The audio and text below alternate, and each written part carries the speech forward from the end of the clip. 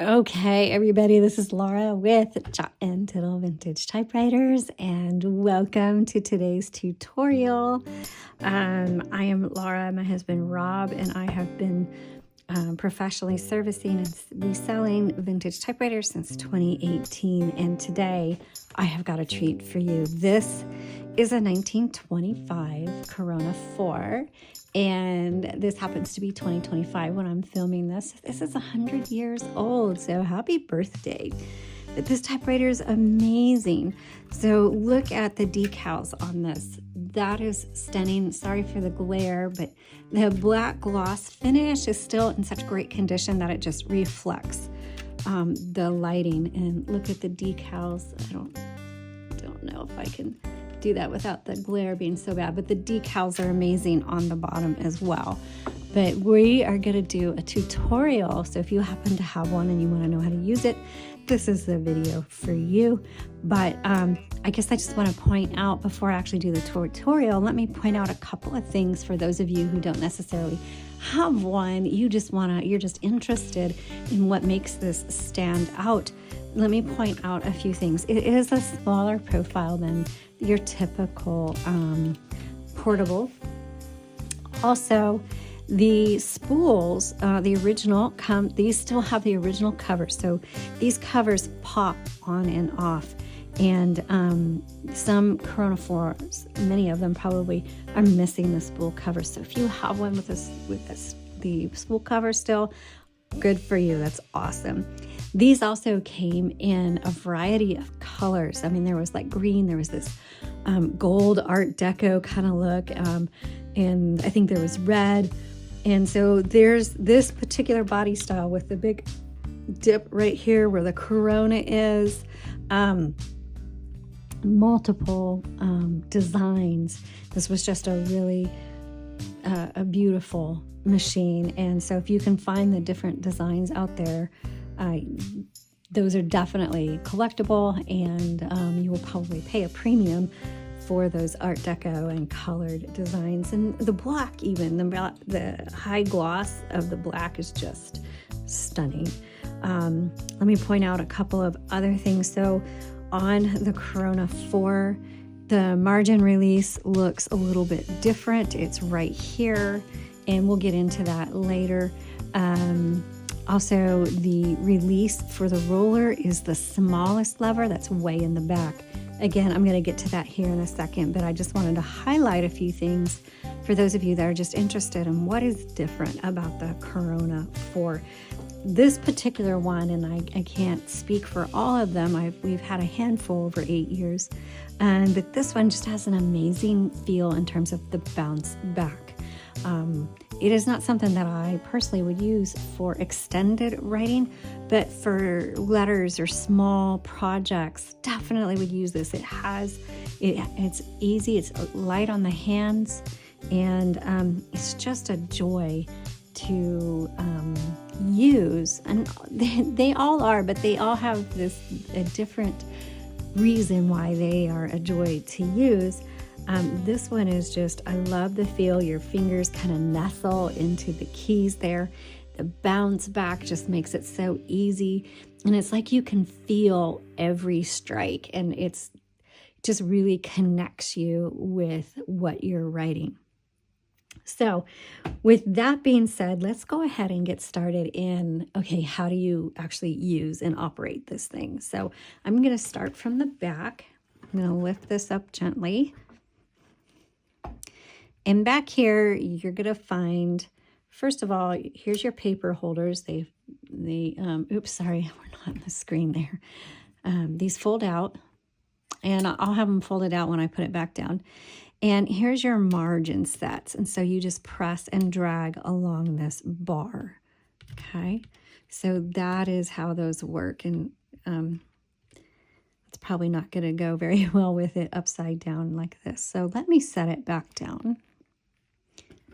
Okay, so what you would do is I would feel back there, okay, there's the margin sets, and it's much easier to press and drag them when it's down like this. So, oops, there we go. So I've got those out, I will see where they are. If you want to see where your margins are, you move the carriage. And so here is the carriage release. On this one, it pushes back. So just push back, carriage is going to move. And isn't that the sweetest bell? Sometimes, especially on these old ones, the bell is like a dink or a it's just not very exciting. But this is a very, very sweet bell. So I'm going to just, there are my margins. They're pretty wide for what I would normally do, but we're going to work with them. Also, check your handle. It does fold down for storage in the case. So if you're doing that, fold your handle up and make sure the handle is clearing the spool cover, okay? So also here we have, I mentioned the carriage release pushing back. There's another little lever behind it and all the way down. This is your roller release, or for some people call it variable spacing. So you can just, and then make sure you push it back down to re-engage. This is actually your margin release, and I'm going to explain that here in a second. Over here, it took me a second to figure out what this was, but this is your color selector. There's red, there's black. Rob just put a single color on this so you can't see the difference, and that could be because it's not shifting or whatever that is, but this does have a color selector on it. Okay, so to remove your spools, I'll be honest, this is my least favorite part of vintage typewriters, but normally you would just squeeze these and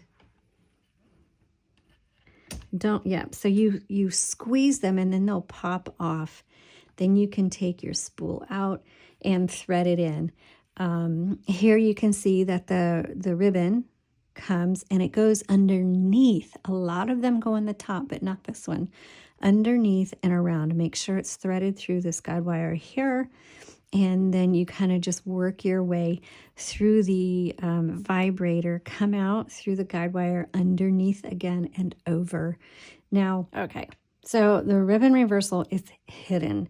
It's underneath the spools, and so just you'll feel this little knob, and it'll move on whichever side it needs to. So like right here, I can't feel really anything. It's not going to move. But over here, oh, there it is, and it presses over. So right now it's going,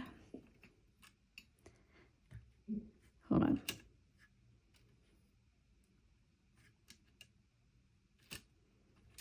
Okay, so now it's going this way. And if I switched it, then it would go the other way. All right, so right now that's where that is where your ribbon reversal is. When you get to the end of the spool, I want to make sure it's not going this way. No, okay. It's not the end of the ink. You just want to keep going back and forth till you use up all of the ink in your ribbon. All right, so when you put it back on, you'll notice there's a little cutout right here. That is going to go over this area. Again, kind of squeeze. And there's little, oh, there, it's already on. There's little, no, it's not on. There's this on it, and and here, and these will snap in place. So I'm gonna squeeze, and I'm gonna squeeze, and I can't see it. Like I said, this is my least favorite part. Maybe I should do the one I can't see first. Here it is. There we go. Voila. Do this side first because it's harder to see, and then snap it in over here. So now that's not going to move.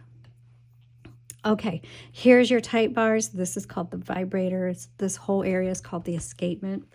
And we're going to load some paper.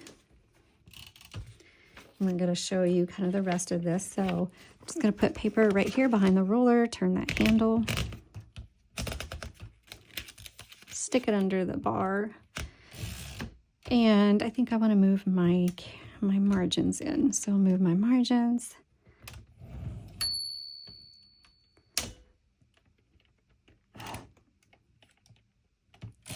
Okay, so I've got my margins set. And I mentioned the margin release, so let me type a sentence, and when we get to the margin, when it stops, I'll show you where that margin release is. Well, you've also got it down here.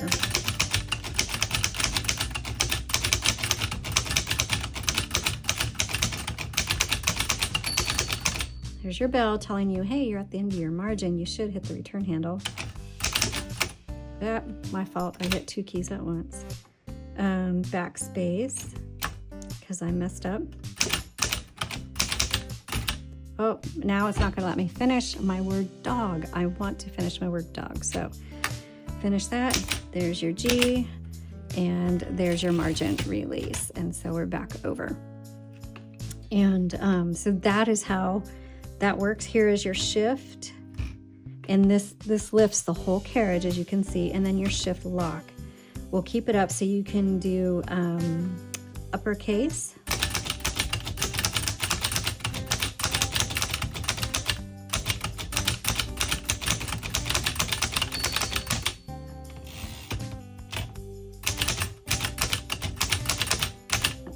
And then it also, your symbols appear. So that's the one mistake that I make consistently with typewriters because of computers.